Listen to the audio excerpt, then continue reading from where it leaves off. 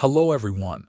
Today I am going to show you how to add your Bybit Virtual Card to your Apple Pay wallet. First, open the Bybit app on your iPhone and sign in with your account. Once you are in the app, go to the My Card section. This is where all your active Bybit cards are listed. Take a moment to make sure the card you want to use is active and ready to add. Next, select the card you want to add. You will see the card details on the screen.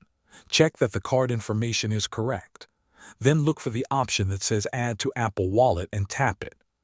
Your iPhone will start linking the Bybit Virtual Card to Apple Pay. Apple Pay may ask you to verify your identity using Face ID, Touch ID, or your device passcode. Complete the verification as needed. After verification, your Bybit card will appear in Apple Wallet. You can now use it for contactless payments, online shopping, or in apps that accept Apple Pay. If the card does not appear right away, make sure your iPhone and the Bybit app are updated and that Apple Pay is supported in your region. Thanks for watching.